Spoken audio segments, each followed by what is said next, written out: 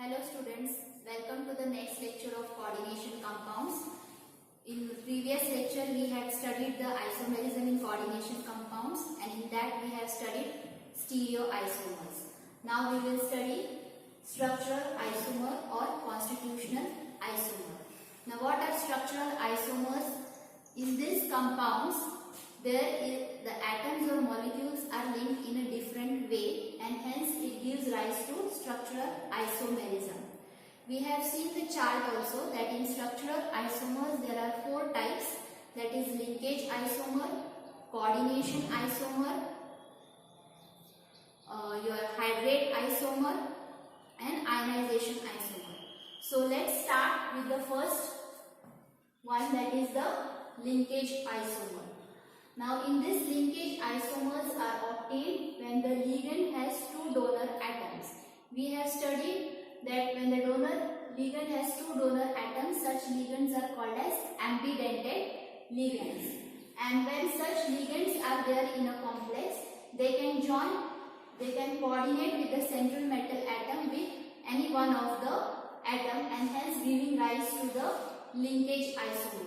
Here I have taken example of cobalt complex, which is having amine, 5 molecules of amine and 1 nitro ligand. Okay, the complex is carrying +2 charge. Now we know nitro ligand is an ambidentate ligand. It can join with to the metal through nitrogen atom also and through the oxygen atom also. So when it is joined to the cobalt through nitrogen, it is called nitro complex, and when it is joined with the cobalt to the oxygen, it is called as nitrito complex. So here nitro ligand is there, but in this complex it is attached to nitrogen, and in this cobalt complex it is attached to oxygen. So due to this ligand, the complex is showing linkage isomerism. Now moving to the next type of isomers, that is ionization isomers. Ionization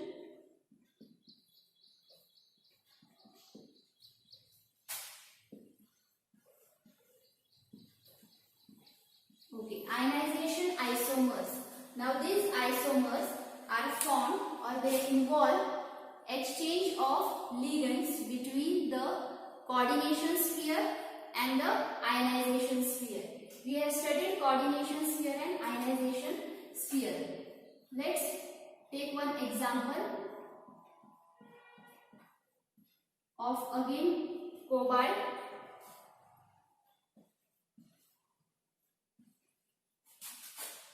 This is a cobalt complex.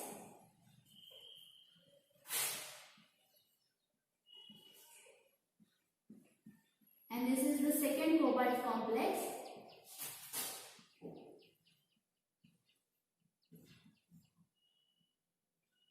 Sulfate. So these are the two complexes we will study in the ionization isomers. Now in this cobalt complex, your sulfate is in your coordination sphere and your bromide is in your ionization sphere. And in this second complex, your bromide is in your coordination sphere and your sulfate is in your ionization sphere. So when these two complexes dissociate, what are the ions we get? Let's see what are the ions we will get when this complex dissociates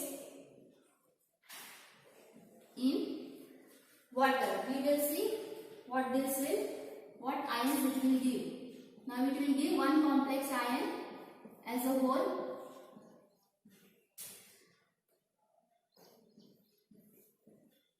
This and one bromide ion. This will be given by the first complex.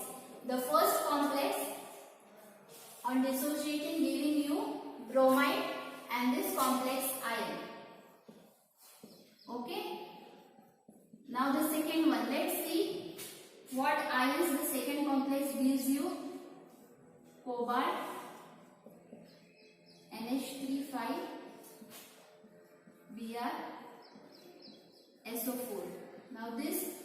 dissociates to give you what is the complex ion. It's give you this complex ion with 2 plus charge and this sulfate ion.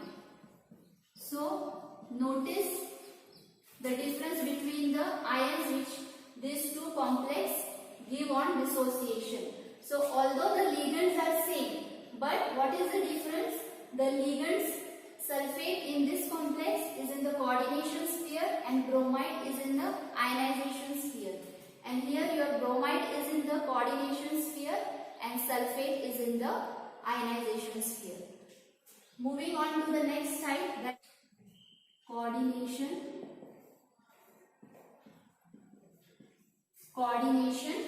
isomers. Now this involve exchange of ligands between cationic and anionic spheres of metal ion. Let's understand it with the help of an example. Cobalt complex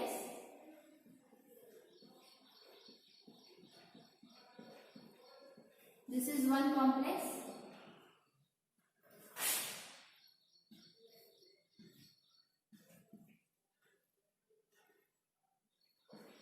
and this is second. Now what is the difference you observe over here? Here cobalt is in cationic sphere. This metal ion is having cationic sphere and this anionic. And here your chromium is in cationic sphere and cobalt is in your anionic sphere. So coordination isomers, they involve exchange of ligands between cationic and anionic spheres of the metal ion. Here we have complex where your cationic sphere is having cobalt and your anionic sphere is having chromium.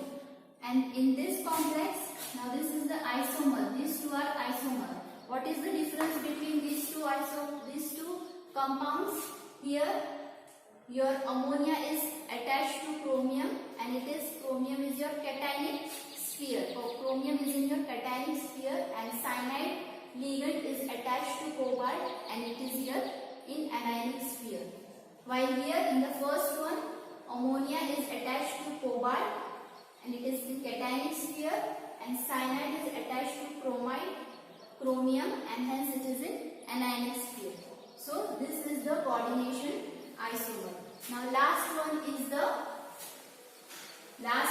the solvate isomers. Solvate isomers, as the name suggests, this isomerism occurs due to the solvent molecules. Okay, and basically water is the solvent. So most of the time it is also called as hydrate isomers. Most of the time it is also called as hydrate isomers. It is similar to the ionization isomers. Okay, let's study with the help of an example. Chromium H2O 6 and here you are having chloride. This is the one complex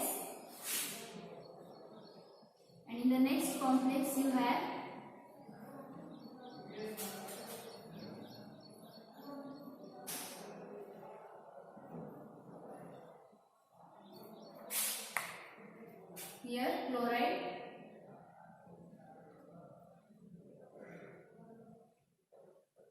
This is the second complex. Okay.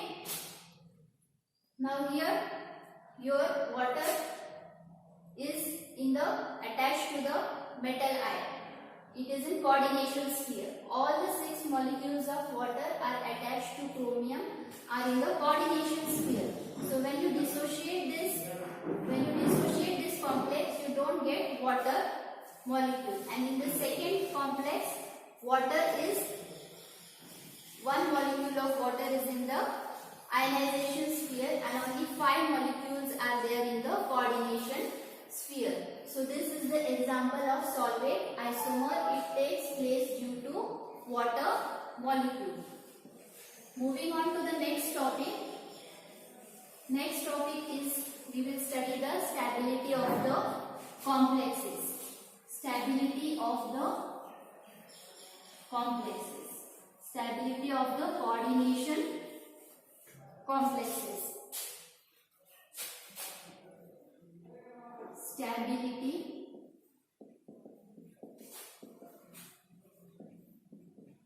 of the coordination.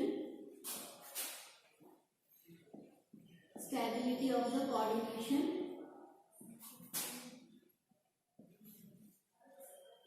compounds. Now the stability of the coordination compounds can be explained based on their stability constant.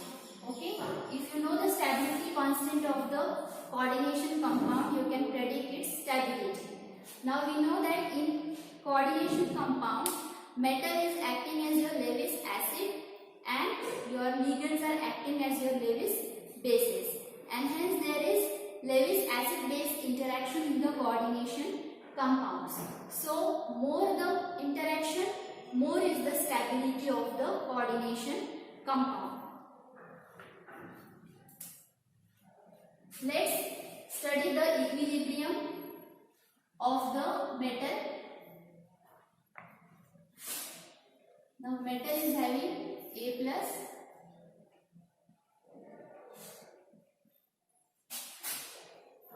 this formation of metal complex will give you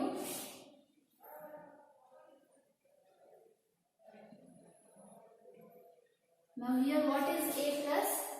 Your A is the charge on metal. Charge on metal.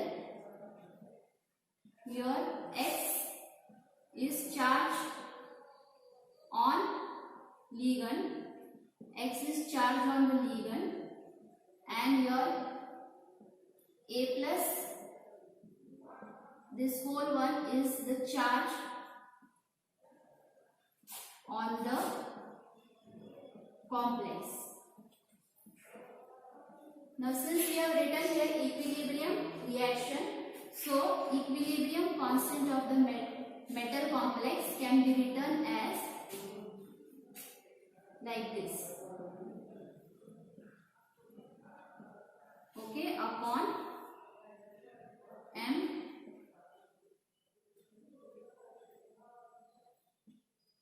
A plus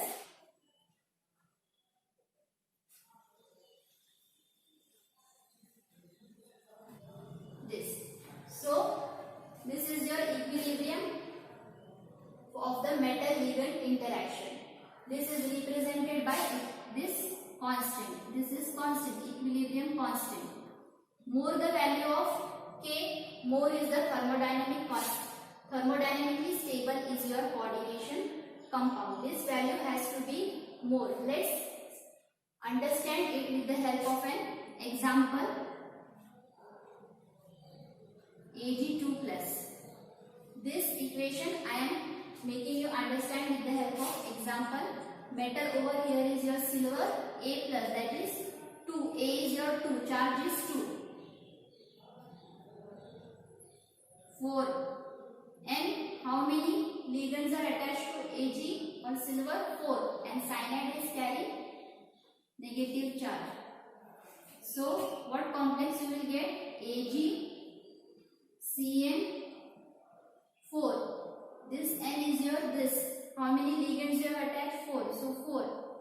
And the charge, this is the combination of this 2 plus 2 minus 4. So you will get 2 minus. Okay. Now what is the stability constant of this? 5.5 into 10 raised to 18. Okay. The stability constant of this complex is 5.5 into 10 raised to 18. One more complex of copper we will take. Let's see the stability constant of it. Copper complex, when your metal is replaced by copper, so the value of K in that becomes 2.0 into 10 raised to 27. Now compare the K values of these two complexes of silver complex with the cyanide and copper complex with the cyanide. Silver complex has stability constant 5.5 into 10 raised to the power 18, while the copper complex has the stability constant 2 into 10 raised to power 27. So the copper complex, we can say the copper complex, Cu complex, is more stable than your Ag complex. Okay, so questions are asked, which complex is more stable? Find it with the help of your thermodynamic constant, equilibrium constant. They give the values of K and ask you which complex is more stable. So by comparing the values, you can say which complex is the more stable. Now this is a constant, and constant have some values on which they depend on. So this thermostability of the coordination compound depend on two factors affecting the stability of the complex. Which are the factors? Let's see. Two factors are there. One factor is the charge to size ratio of the metal ion. Charge to size ratio of the metal ion. Factors which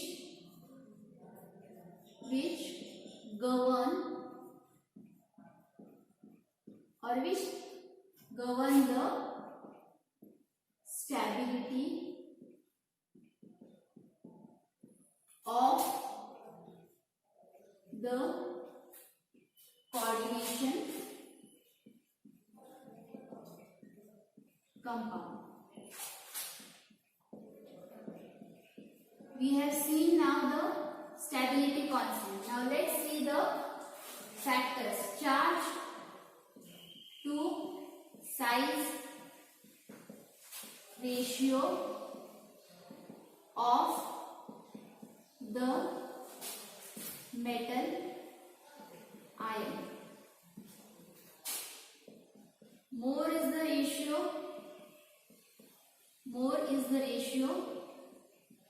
more stable is the complex.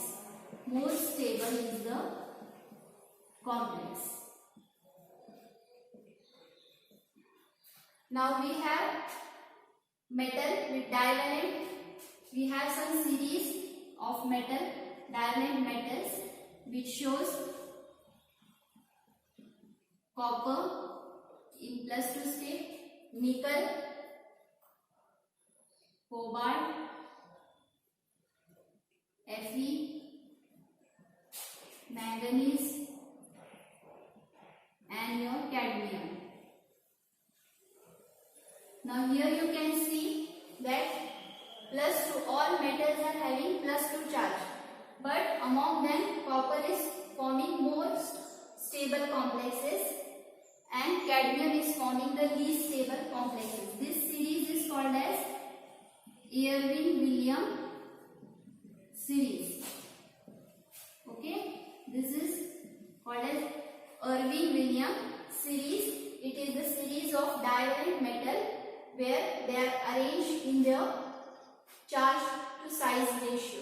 the stability of this series is reflecting the complex metals which can form more stable complexes, and this is governed by the charge to size ratio.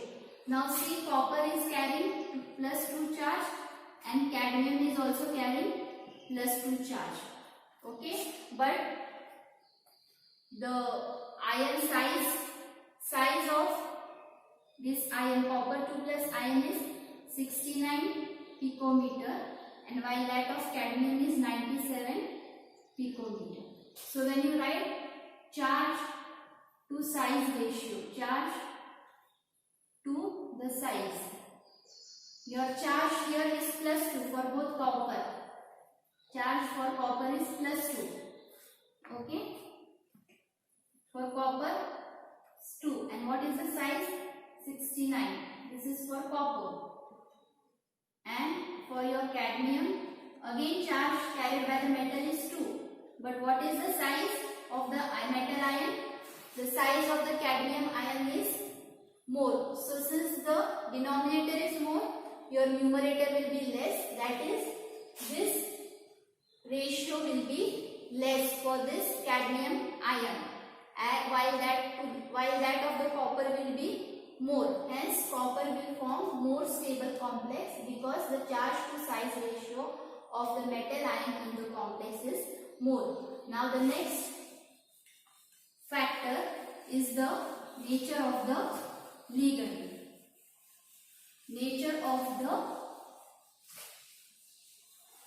Next factor is that of the nature of the ligand. Nature of the